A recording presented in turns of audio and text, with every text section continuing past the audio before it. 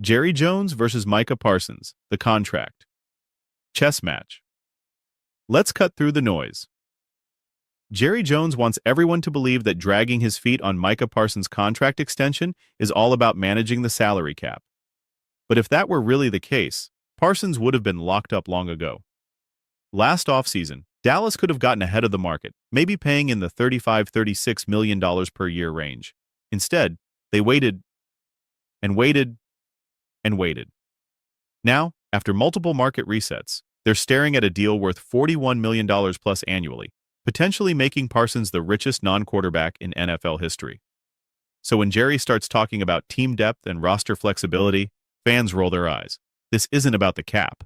It's about control, attention, and maybe Jerry's obsession with making every big moment in Dallas theater. But here's the problem. While Jerry plays negotiation poker, the clock is ticking.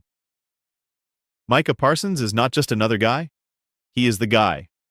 He's the engine of that defense, the nightmare off the edge, the player who makes every offensive coordinator in the NFC East lose sleep.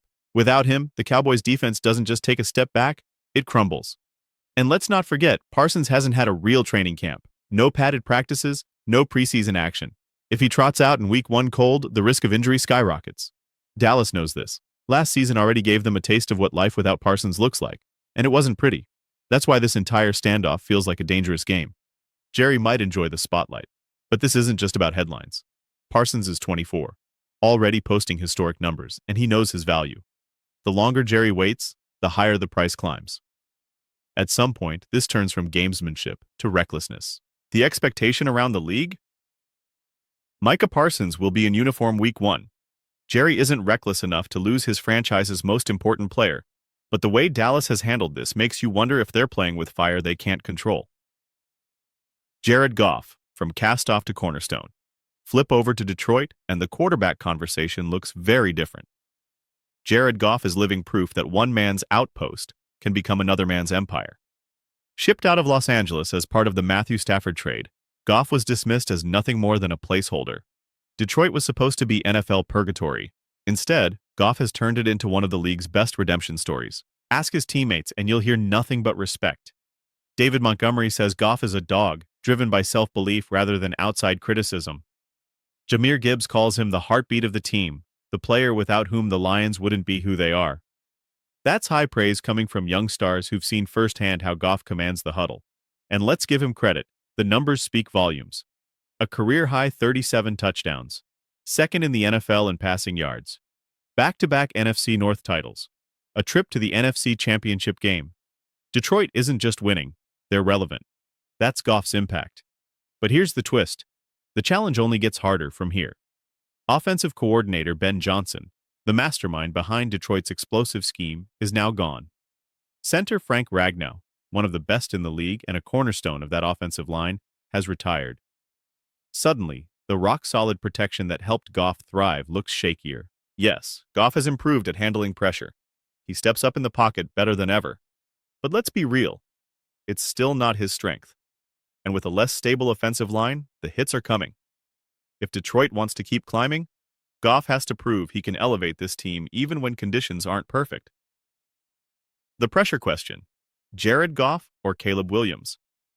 Now here's the million-dollar debate. Who faces more pressure in 2025, Jared Goff or Caleb Williams?